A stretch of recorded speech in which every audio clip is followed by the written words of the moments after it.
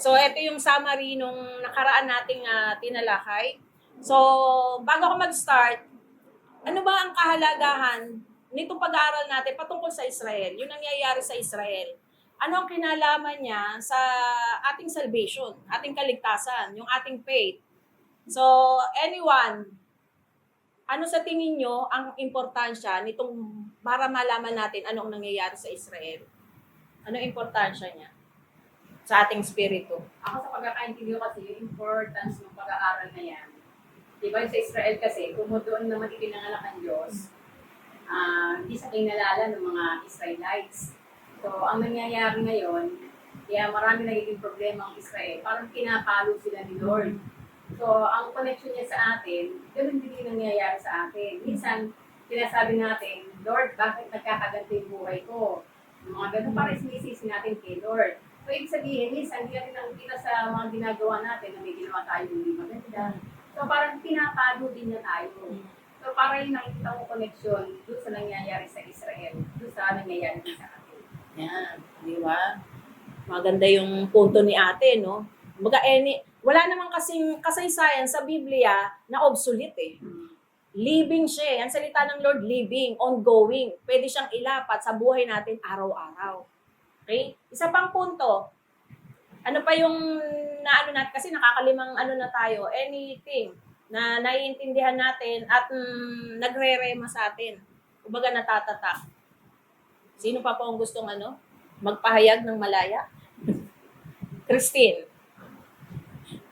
Bigla siya naman. Christine. Medyo nahihiya pa si Ate Christine. Nay, anong maano natin sa Israel? Anong sa faith natin? Paano tayo napapalakas sa mga pinag-aaralan natin tungkol sa Israel?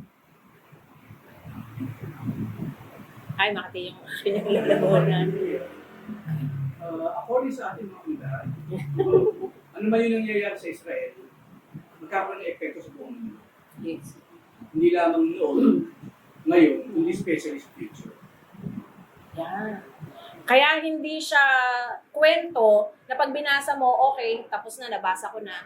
Kasi malaki ang epekto ng nangyayari sa Israel dun sa future. Future natin, future ng buong mundo ang pinag-uusapan natin. So dito, ang Lord specifically nagbigay siya ng time frame bago magwakas ang mundo. 70 weeks or 490 years. Literal yun na 490 years binigay ng Lord na eksakto. So iyan yung time frame at sabi nga natin, nangyari na yung 7 weeks. Sabi ng Lord, matatayo uli ang temple. Nangyari. Sabi ng Lord, after 62 weeks or 483 years, ang Messiah ipapako. Ang Messiah papatayin. Bakit ko sinabi ipapako? Kasi sa ibang Old Testament, sinabi kung paano mamamatay si Christ. Di ba? Hindi siya nilihim. So, asa na tayo ngayon? Eto na tayo sa church age na tinatawag. Sabi ng Lord, okay, ang Israel, pansamantala niya kasing isinantabi, nasa pag-correct siya, ang sabi ng Lord, eto ngayon yung way. Para yung mga taong labas sa Israel, yung mga taong Gentiles na tinatawag o ang church ay eto ngayon ang focus ng Lord. Andito tayo ngayon sa church age. Okay? Pagka ibig sabihin ba, kinalimutan na ng Lord? Hindi. Kasi meron pa silang 1 week. Babaling uli ang Lord, iaayos uli ng Lord, ililigtas uli ng Lord ang Israel dito sa panahon ng tribulation. At sa atin nga, dito sa interval na to, dito mangyayari, bago mangyari yung 7 weeks, kumukurap siya. Bago mangyari yung 7 weeks, merong rapture. Okay? Kukunin ng Lord yung mananampalataya. Eto ngayon, kung bakit tayo ay patuloy na nagre-ready. Kung bakit patuloy tayong ang Sunday para sa Lord. Inuuna natin ng Lord. Kasi one day sabi ng Lord, darating yung time na kukunin ko kayo bago mangyari yung 7 weeks or yung 7 years. Okay? So, ayan po yung 70 weeks na ibinigay sa Israel. Okay? Lord willing po, sabi ko nga, pag-aaralan natin, ano ang mangyayari doon sa 7 years. Pero sa ngayon, ang titignan natin yung sinasabi sa Daniel. Okay? Yung siege of Jerusalem noong AD 70. So siguro yung mga nag-aaral. Okay? Yung mga, lahat naman tayo, dumaan siguro. Hindi natin masyadong pamilyar to, pero nasa mga books siya, nasa history Google, and etc. Hindi siya something na likhang isip, kundi nangyari siya. Buong mundo, alam to pagka binasa. Okay, so yan yung chronological na pangyayari. After nung 62 weeks o 480 years, ikakatap ang Messiah, have nothing, kasi wala namang parangal, walang pagmamahal na binigay sa ating Messiah noon. Tinakwil nga siya eh. At andito na tayo ngayon, pinag-aralan natin yung nakaraan, yung the people of the prince. So, hindi pa yung prince. Ang prince, small p, sino nga nire-represent ito? Yung small p na prince, ang Antichrist. So, sino yung unang magpapahirap sa Israelites? Sabi ng Lord, after mapatay ang Messiah, ang mangyayari sa Israel, desolation, destruction, desolation, destruction. Okay? So, ang mangyayari po sa kanila, i-destroy ang city and ang sanctuary. Ang Diyos, ang sabi niya kay Daniel, Daniel, ito mangyayari sa Israelites. Sa mga tao, sa mga mahal mong tao. At nangyari yan, kailan? Noong AD 70. Yung sinabi ng Lord, i-destroy ang temple, ang sanctuary, taong 70, nangyari siya. Dinaanan natin, di ba? Kwento-kwento lang siya? Hindi. Kasi isa dun sa na-capture ay si Josephus. Si Josephus, marami siyang kinuwento na pinagdaanan ng Israel noong taong 70. Ang sabi dyan sa dulo, and it will come with the flood. Paano yung klase ng destruction? Para siyang kumbaga, baha. Alam naman natin, pinag-aralan natin nung karaan, paano experience nung bigla kang babahain. Biglang parang tsunami. Di ba? Lahat natatabunan eh. Lahat yung destruction nandoon. Kumbaga, ang sabi doon, determined. Mangyayari yan.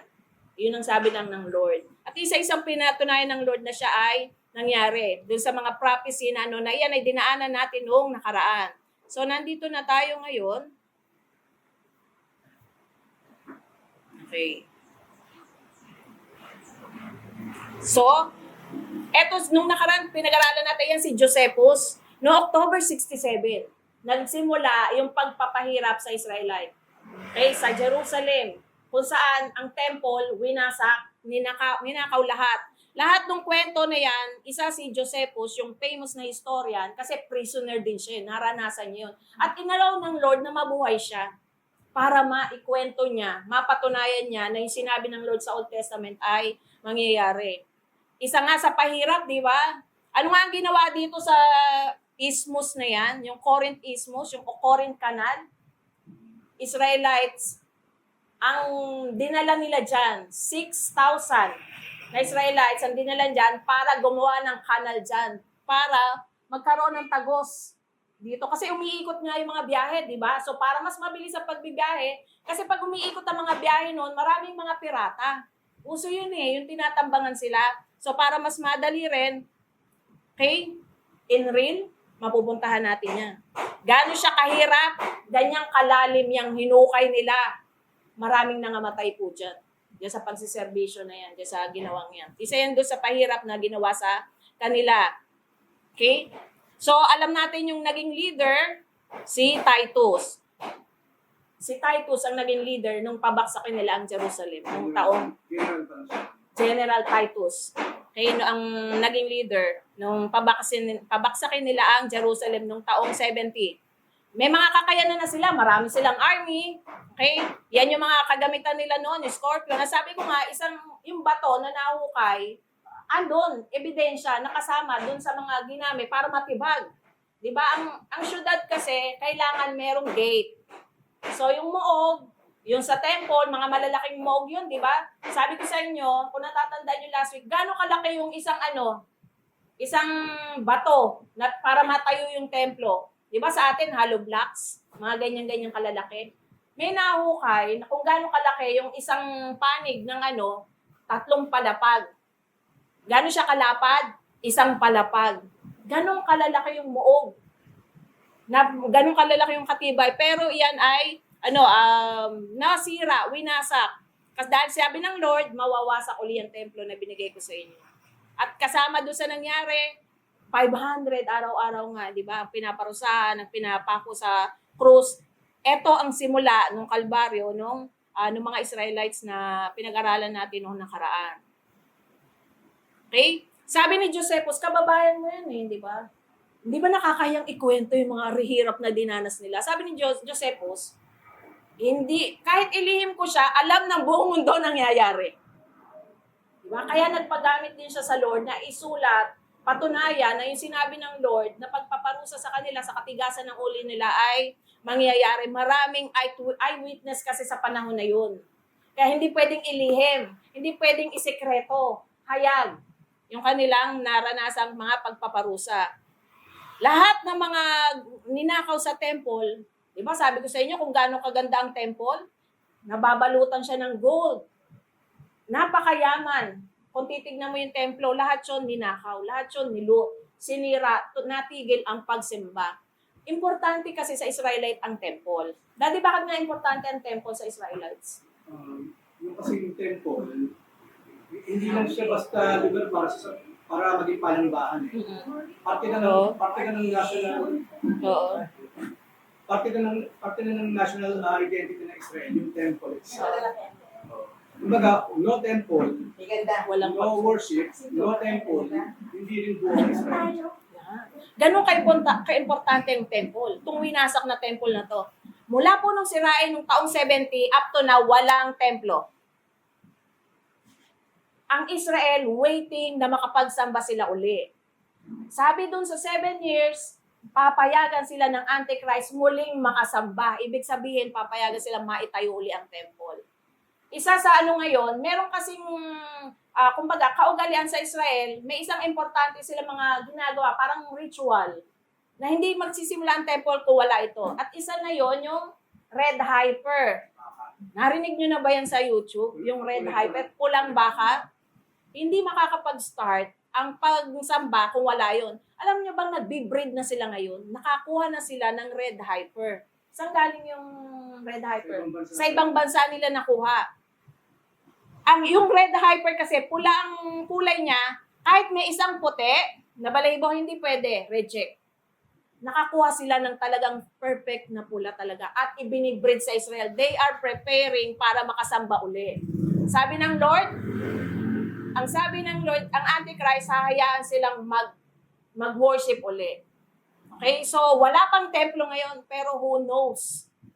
Kasi yung mga gamit, available na yung mga gamit para muling maitayo ang temple. Available na, even yung mga priests. Okay?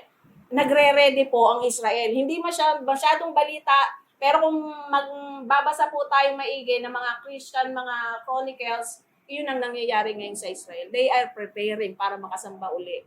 Saka yung lipi ni Aaron, kasi yung lipi ni Aaron sa kanya ni Levi, hindi yung lipi, doon kukunin lahat ng magiging saserdote. Mga Sila priests. lang pwedeng maging saserdote or priest. Alam nila kung nasan yung mga tao nila, na pinag-aaral na ulit how to do the worship. Yung dapat gawin sa loob ng temple. Kasi, tama yung sabi ni Pastor. Di ba, 12 yung tribes ng Israel at isa yung tribes ni Levi. Sa lipi kasi ni Levi kumukuha ng mga priest. Paano mo malalaman? Nasaan na ba itong mga taong to? Alam kasi ng Lord. Saka may talaan sila. May talaan sila kung saan makikita itong mga taong to.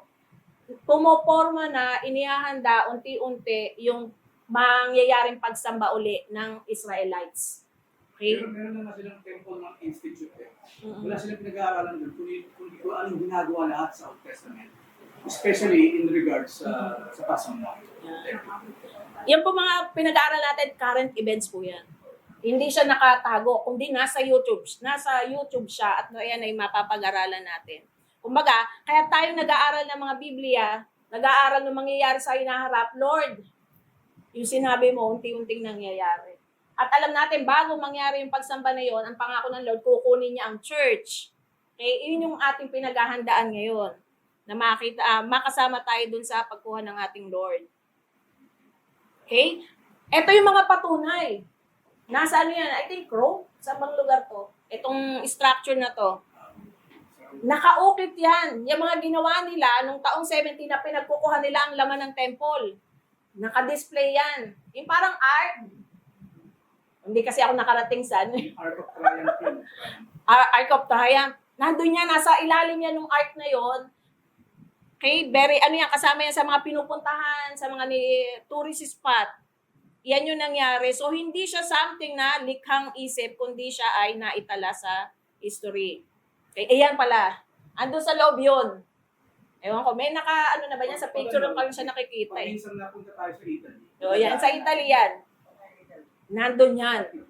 Yan. Kung meron pong ibe-bless ng Lord na makapunta dyan, pwede kong picturean para sa amin.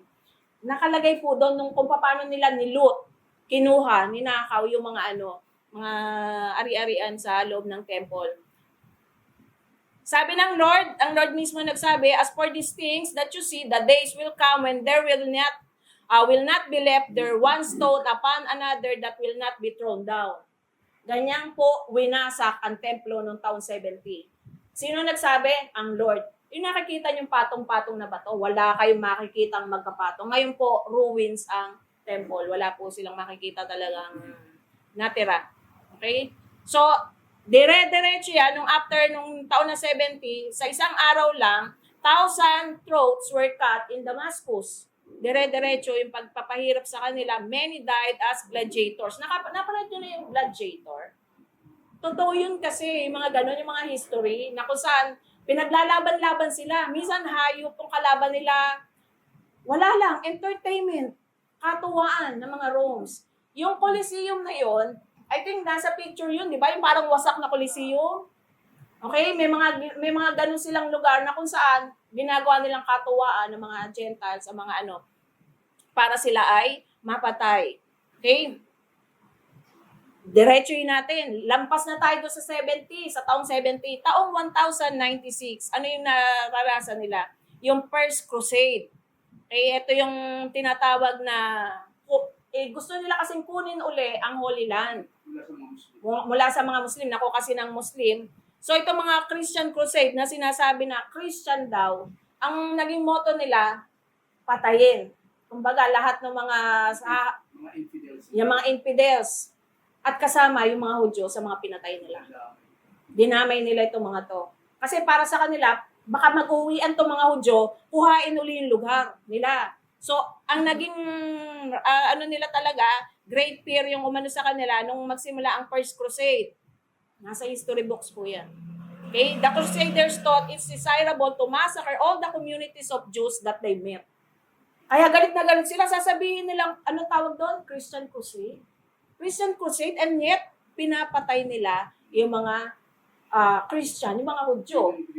Oo, even iba-ibang lahi, pinapatay nila. Kasi mga Muslim lang dapat Yan. yung target nila. Anong katwiran nila? Pumapatay sila in the name of Christ. Okay? Kaya galit na galit sa kanila. Nililipol nila. So, hindi lang po mga mga Muslim, kasi sa Riyadh, nasanay kaming pagka nagbabanggit kami doon Kasi sila meron din ganyan yung jihad na tinatawag. The more na nakakapatay sila ng mga Christian, para sa kanila, dagdag reward yun. Maraming reward na nag-aantay sa kanila. At alam niyo ba ang isa sa reward na inaantay nila? Pagka marami ka, kaya puso yung suicide bombing. Hindi sila natatakot na pasabugin yung katawan nila, makapatay sila ng Christian. Why? May promise daw kasi sa kanila. At isa sa promise nila ay makakamit sila doon or inaantay sila ng 70 virgins. Imagine niyo yung ganung thought. Kaya sasabihin, bakit kaya ang lakas ng loob nilang mag-suicide bombing? Kasi po may mga promises sa kanila. At katulad nito mga Christian Crusade, mga Catholics na sinasabi nila na pumapatay daw sila in the name of Christ. Kasama yan sa naging pagpapahirap sa Israel. Yung Crusades, Catholic Church yung nagpasimulan. Yan, Catholic Church. Mga mga popes. Yan. Sila yung mga nagkakaroon. Hindi naman talaga, hindi na ginawa yung crusade against Muslims para maago uli yung Jerusalem sa Muslim. Hindi siya spiritual crusade. So, Political yun. At nakuha the same yung time, land. Power at kayamanan. Yan. Okay? So, 1146, Second Crusade. Ganon din ang ginawa nila. Okay? Marami rin silang pinatay sa ikalawang krusada nila. Year 1290, si King Edward I, inutusan niya, nag-order siya ng lahat ng Hudyo sa England ay paalisin. Okay? Nakikita nyo ngayon kung paano itinataboy ang mga Hudyo ngayon. Okay, sa mga lugar, at marami pa tayong makikita. 1236, little town, they trampled 3,000 Jews under the horses' hooves. Dire-diretso po itong nangyari sa Israel na to. 1348 hanggang 49 during the time of the Black Death. Alam niyo to, yung Black Death? Sa Europe, ano yung nangyari doon sa Black Death? Yung plague. Ano nga yung plague na yun, kuya? Letter B. Yun, bubonic plague. Alam niyo po bang yung bubonic plague po ngayon, parang hantavirus ngayon. Narinig niyo po ba ang news na mayroong hantavirus na kumakalat? Okay, may affected daw na 38 Pilipino na gusto mag-repatriate doon sa cruise ship. Sa cruise ship kasi nag-start po yung at may namatay doon. So yung bubonic plague pong to, maraming namatay kasi to. Halos kalahati ba? Milyon ng population that time. Almost more than Half ng population. Ibinlame po yan sa mga Hudyo. Sila raw ang may kasalanan nun. At yun ay ginawa nila para pinahirapan nila ngayon ng mga Hudyo. Kasalanan nyo to eh. Ginamit nila. Kumbaga kaya sabihin na natin yung word na malas. Kaya kami namamalas. Di ba? Kaya kami nasasalot pala. Nang dahil dito sa mga Hudyong to, ang dami nilang pinatay doon nung sa panahon na yun. The Jews were accused of poisoning the wells. Nilalason daw nila ang mga wells. Kaya nangangamatay yung mga tao by that time. Yung mga early Catholics kasi noon, kaya sila galit sa mga Hudyo. Kasi yung mga Hudyo nga raw kasi pumatay kay Jesus Christ. Eh, yung mga Christians, yung mga Catholic Christians, ang sinusundan nila si Jesus Christ, di ba? Eh, yung sinusunod nila si Jesus Christ, ang pumatay, yung mga Hudyo. So, ganun ang galit na sa mga Hudyo. Diba? So, akala natin si Hitler lang. Nung araw, marami rin gustong lumipol sa mga Hudyo. Kasama yung Catholic Church. Ngayon ba ganun pa rin ba ang gusto ng tao? Mali po lang Israel? Of course. Yes! Kung bakit hanggang ngayon atwar ang Israel, yun ang gusto nila mangyari, mawala ang Israel sa mundo up to now. Pero thank God, merong mga ina-assign ng Lord, ginagamit ang Lord, like ang US po, malaki po ang pinapapel ng US. Ginagamit ng Lord ang US to protect yung bansang Israel na hindi sila maalis sa mapa. Diba? Nakita naman natin kung gaano kalaki yung mga galit sa kanya at yung kakaprasong Israel. Sabi ko nga, malaki lang ng konti siya doon sa Palawan. Okay, ilang ulit lang siya ng Palawan, ganun kalaki lang po ang Israel. Pero ang Lord, since ando ng kamay ng Lord, kahit anong gawin nung nakapaligid sa kanya, hindi sila nawawala sa mapa. Kasi may promise ang Lord sa kanila. Okay? Sa Poland, sabi dyan, the Jews, in order to save their lives, tumakas sila sa dalawang country, sa Poland and Russia. Kasi pinagpapapatay sila eh. Ito po yung diaspora, kung saan-saan na sila nagpupunta ngayon. Sabi ng Lord, di ba? Ano sabi ng Lord? Ayaw niyong ibigay yung ikapitong taon sa lupa, pagpahingayin nyo. Di ba? Ang sabi ng Lord, 6 years, sakahin nyo yan. Pero yung ikapitong taon, pagpapahingayin nyo. Di ba? Hindi ginawa ng Hudyo. Ilang beses nila yung ulit-ulit, 70 times nilang ulit-ulit na ginawa. Ano sabi ng Lord? Kung ayaw yung pagpahingay ng lupa, aalisin ko kaya. Iyan po yung nangyari sa kanila. Kung saan-saan silang lugar napunta. Kahit ayaw nilang umalis sa lugar nila, napilitan sila kasi pinagpapapatay sila. Punta sila sa Europe, sa Russia, sa Poland. Yun po ang naging kasaysayan. Di ba pag sinabi ng Lord, ayaw nyo, ako gagawa ng paraan. Imagine mong alisin ka doon sa lugar na kung saan doon ka i-bless ng Lord eh. Sige, mangangalat kayo ngayon. Nangyari po sa kanila yan na kung saan kailangan nilang tumakas doon sa kanilang lugar. Nagpunta din sila sa Poland, sa Russia. 1894, o di ba medyo umaangat na, 2026 na ngayon. So 1894, the Jews were still abused sa Dreyfus Affair in France. Okay, lagi po, kung nasan silang lugar, nasa bansa, sa France naman to, sila ay talagang minamaltrato, inaapi, pinaparusan. 1940s, isa sa malaki sa kasaysayan natin, naging pelikula pa po yan eh. Anong pelikula yan? Yung 6 million Jews ang in-slaughter. Yan. Napanood niyo po yung Schindler's List? Hindi. Yan. I think 3 hours yun. Almost 3 hours na movie. Pero, welcome. Pero makikita natin kung gaano karami ginamit ng Lord na pamalo sa kanila si Hitler. 6 million Jews were slaughtered by Hitler. Sa YouTube po, makakakita kayo ng eksaktong picture, video, nung panahon na sila ay pinahihirapan ni Hitler. Doon sa mga camp, concentration camp, kung saan pinagtatrabaho sila, may actual na video. I think meron tayo, di ba? Almost an hour. almost an hour. Actual po yun na video na, paano nakuha yung mga video na yun, Dad?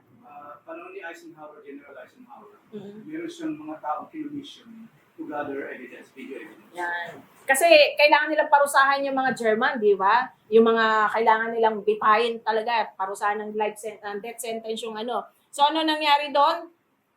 May mga lumabas na ebidensya at ngayon hindi po siya tago. Nasa YouTube po kung gaano siya kahirap. Ito yung mga ilang picture ng panahon ng Holocaust. Kaya na kung saan dinala sila sa mga camp at doon sila isa-isang pinahirapan. Mga actual picture po yan ng mga Hudyo. Okay, nung 1940s, mga actual po yan na picture. Ito na po yung mga nakasave na lang. Imagine mo yung 6 na milyon. Okay, na sa isang iglap, nawala, nalipol. Okay?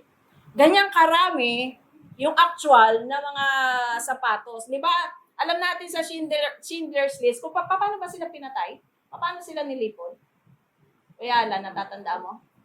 Gumawa ng malaking hukay, napakahaba na kilometro yun. Tapos, nagtubad lahat sila doon. Oo. Doon sila tumayo. Di ba? May baril. Tapos yung iba naman, para hindi magkagulo, paliliguan daw. Di ba? Meron silang mga shower room daw na tinatawag, pero gas chamber siya.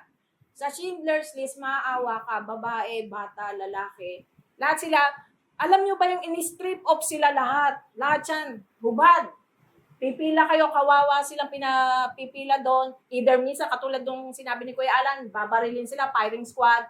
Pero yung iba naman, para hindi kasi sila magkagulo. Pagkagaling po nila sa train, dahil kasi dadalhin sila sa mga camp, pabababain sila, o maliligo muna kayo, i-disinfect muna kayo, diretso po sila sa gas chamber. Nakita nyo kung gano'n yung sapatos na yan, nakarami. Sa lugar lang. Isang lugar lang po yan. Sapatos nila yan na pinahuhubad sa kanila, actual po yung mga bagay na yan. Yung mga maleta nila, actual. Ito po kasi ang isang pansin namin eh. Kumbaga sa history po kasi, kung saan pumunta ang mga Hudyo, ang Israelites, pinagpapala sila doon, pansin ninyo. Nagiging prosperous sila. At isa yan sa kinagalit ni Hitler. Nag-ano sila eh, mayayaman ng mga Hudyo. Doon sa panahon na yan. Alam nyo, lahat ng kayamanan nila, pinagkukuha yun. Pinag-strip off, nawalan sila talaga ng halaga sa lipunan. At to the point, sila ay pinapatay. Actual na mga maleta nila. Sabi nila, bibiyahe lang tayo, magta-travel and yet kamatayan yung kanilang 1940. May buhay na po ba doon? Wala naman sigurong buhay pa. Kasi ang tatay ko, 1944, di niya rin siya inabot. So mga actual po yan. Yan po ang kalagayan nila sa panahon na yun. Mga mga Kumbaga, tabi-tabi lang sila, gumagawa sila ng paraan para mabuhay. Mga ilan na lang po kasi yan natira sa na-rescue. Kaya bakit may actual picture? Kasi mahilig sila mag-picture eh.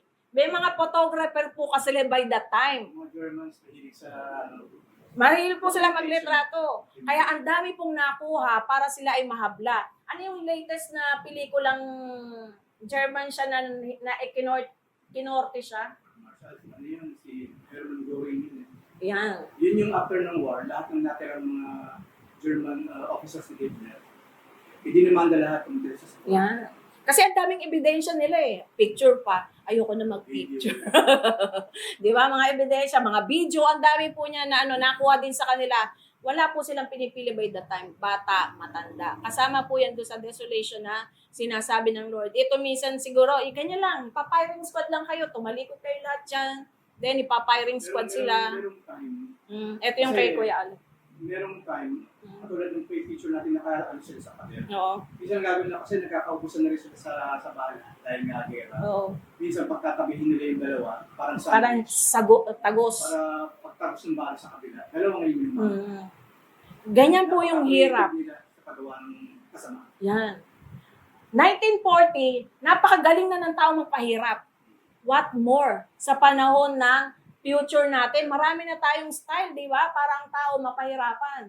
Ito, limited pa eh. Pero ganun sila ka-creative. Ito rin yung binabanggit ni Kuya Alan, halos yung hinuhukay nila, dyan na rin sila ililibing. Okay? Bakit natin ito sinasabi? Kasi, ang Lord, ganun niya pinarusahan yung mga taong hindi sumusunod sa Kanya. Kung nagawa niya yan doon sa mahal niyang bansa para sila'y disiplinayan, what more tayo? Di ba? Tayo nga yung inampun eh. Adopted tayo kung tutuusin. Ikinabit lang tayo para mapabilang sa pamilya. Kung hindi niya in-spare na disiplinahin yung mga anak niya, what more tayo? Didisiplinahin ni tayo ng Lord. Okay? Yan yung isa to sa paborito kong eksena dun sa Schindler's List. Na kung saan pinaalis kasi na sila doon sa mga lugar, sa mga bahay-bahay nila.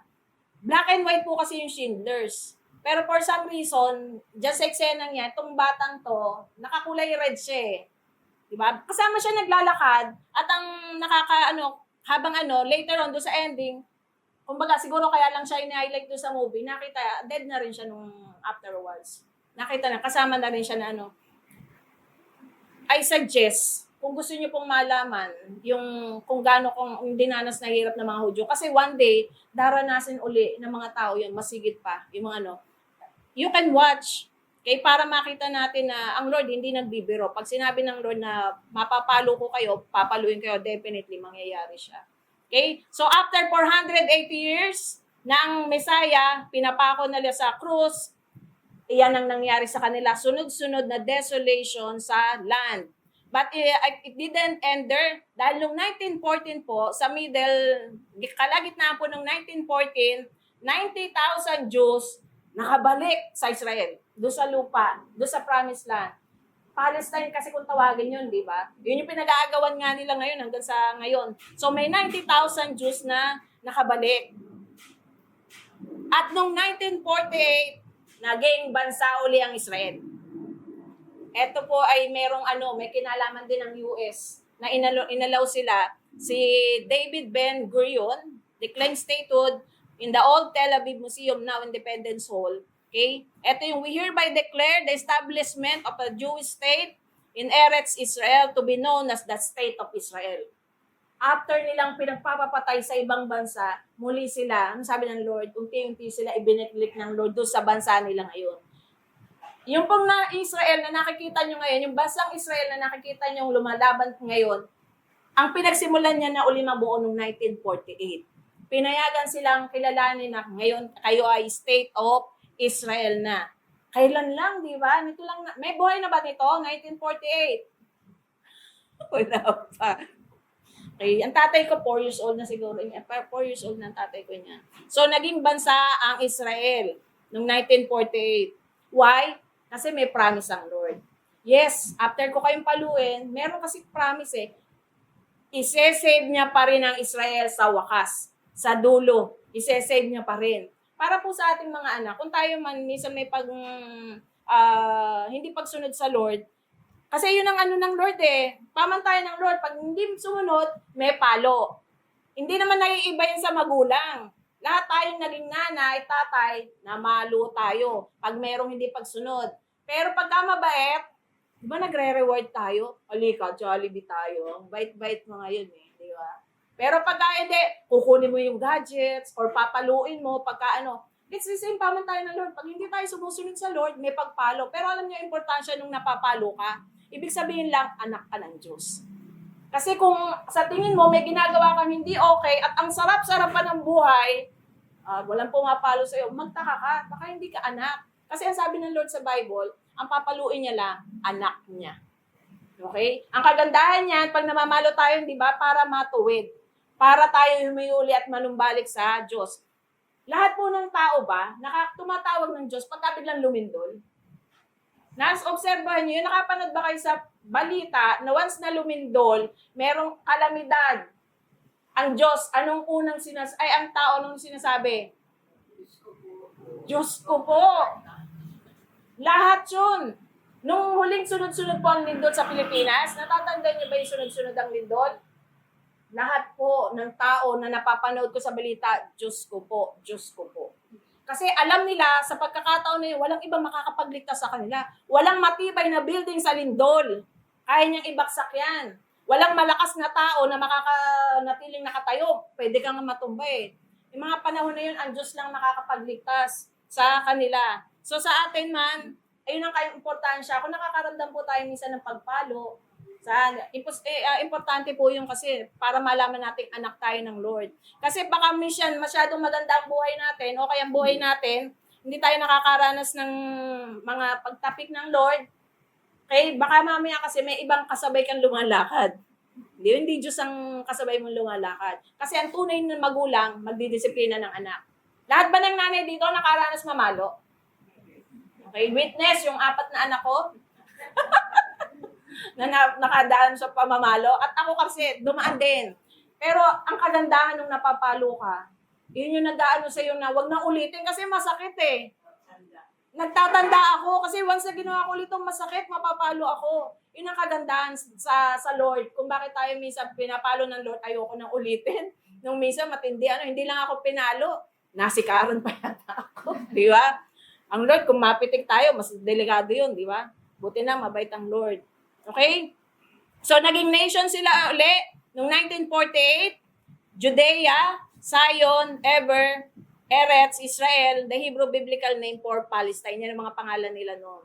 Pero it was Ben Gurion. Ang mga suggestion nila, ano itatawag natin sa lugar natin? Judea? Zion? O may Eber pa pala, di ba? Eretz, Israel. Pero si Ben Gurion po nagsuggest ang ipangalan natin, Israel. Okay? Why? Kasi yun ang sabi ng Lord, nasa Biblia yun eh. Ano ang pangalan nila? Israel. Hindi pwedeng manalo yung iba-ibang suggestion. Israel, yung bansa na inano ng Lord. So, only 48 hours left and much urgent work. Kailangan kasi mabilisan na. Wala pa silang draft. Kailangan 2 days, maipasa na natin to. Wala pa silang draft. 7 of the 10 members present voted for Israel. Kaya nanalo ang pangalan ng Israel. Yan. Actual. Diba? Na talaan. Nakita nyo may bura-bura pa? Kasi 48 hours ang binigay sa kanila. Kailangan ano ba ipapangalan natin? Okay? Yan yung sabi dyan, may sulat, parang lapis pa nga yata yan eh. State of Israel. At dyan, May 14 po. Uy, parang sa susunod na araw na to, mag-anniversary pa lang Israel na matatag sila na bansa. May 14, 1948. Okay, na sila ay na bansa uli.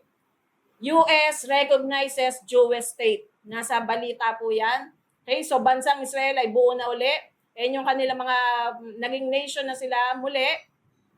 And who's he? Dito tayo the prince that shall come, the Antichrist, he shall confirm the league, the treaty, the covenant with many. Ay, lumipat. Okay. For 1 week. Ngayon buo na po ang Israel. Okay? Bansa na silang muli. Why? Ang sabi kasi ng Lord, di ba, nangalat sila. Naging bansa sila uli, nabuo sila, ginamit ang US para kay mga Israel kasi inire-ready sila ng Lord para doon sa 1 week, doon sa 7 years na huling pagsasala sa kanila. Okay, meron kasing 7 taon na naghihintay na lang sa Israel at yun na po yung wakas. Kailan mangyayari yon? After ng rapture. Kailan ang rapture? Anytime. Anytime, pwede mangyari ang rapture. So, andyan na tayo sa gap na yan, 69 to 70. The gap was at least a few days because it had been a long enough for Christ to be crucified. It was at least a few years it has been. So, may mga gap bago mangyari yung At ang gap na dinaranas natin ngayon, ang church, inaayos ng Lord. Lahat. Napansin niyo po ba na maraming church ngayon na biglang nawawala sa lipunan? May mga pastor na nagsasabing pastor sila and yet biglang nawala sa posisyon. Kasi ang Lord nililigling yung church. Bago niya kasi pukunin ng church sa rapture, lahat ng hindi talaga kanya, kahit nasa bukang church lang sila or nasa loob pa lang sila ng church, aalisin ng Lord. Wala kasing isasama ang Lord na hindi niya anak. So, hindi komot nasa loob ka ng church. Tama na at tama, nakikinig ka naman lagi. Ang gusto ng Lord kasi meron ka talagang tamang relasyon sa Lord. At yung relasyon na yung kailangan, nakapaloob doon, mahal mo ang Diyos. Okay? Bilang panghuli, paano masasabing mahal ang Diyos? Paano ba natin pinapakita yung pagmamahal sa Diyos? Ate Lita, paano pong nagpapakita ng pagmamahal sa Lord? Paano? Pagsunod. Okay? At isa na nga yung araw na inutos niya. Kasi naparusahan na Israel, dumaan sila sa ganyan, doon sa hindi nila pagsunod na yung isang araw for me. Ipangili niyo yan para sa akin yan. Hindi lang yung lupa ang pinapahinga ng Lord. Ang gusto nila, pati yung tao, nagpapahinga. Saan magpapahinga? Sa bahay ba? Matutulog? Sa piling niya. Anak, ako lang yung makakapagbigay sa'yo ng lakas. Pagka nga lumindol ako, tinatawag mo eh. Di ba? Pagka biglang may sunog, matik sa tao yun, default sa tao, kahit nga walang Kristo sa puso eh. May Muslim pa nga akong, Diyos din ang tinawag eh. Diyos ko po. Di ba? Lahat kasi babalik doon at magsusulit tayo sa Lord. So, ipangili natin yung araw na yun kasi iyan yung isa sa kasalanan ng Israel kung bakit sila ngayon nandun sa kaparusahan. Next week po, itutuloy natin yung nangyari at bibigyan ko ng pagkakataon si Pastor ano yung latest. Kasi yung sa akin, 1918, 1920, yung mga latest na digmaan ngayon ng Israel ang ibibigay na highlight ni Pastor. At makikita nyo po doon kung gaano ang Lord kaghusay. Pag siya'y nangako, tutuparin niya. Kung paano yung maliit na bansang yun, bakit hindi sila nawawala sa mapa? Bakit sila nagtatagumpay? Bakit ang lalaki ng missile na binabaksak sa kanila? Alam niyo po bang tamaan lang sila na isang missile? Mawawala sila sa ano. Tayo nga, pagka tamaan tayo ng missile ng China, Pilipinas, lubog eh. Eh yung Israel na maliit. Bakit hindi nangyayari yun? Pag-aaralan natin siya sa susunod. Okay? So, tayo po tayong lahat. Let us pray. Lord, maraming pong salamat, Panginoon, sa pagre-remind mo, O God, na ang buhay namin dito, O Lord, ay bilang. Lord, may tinakda kang oras na kung kailan ka muling babalik. At may tinakda ka ring oras na kung kailan kami haharap sa iyo. Kaya Lord, malapat lamang, Panginoon, na yung araw na para sa iyo, Panginoon, ay mapokus kami ngayon. At ikaw lamang ang maitaas, mapupurihan, O Lord, at malulahati. At nais namin, Panginoon, mapasaya ka sa araw na ito. Kaya thank you po sa mga words mo. Ito po ang aming dalangin sa pangalan ni Jesus. Amen.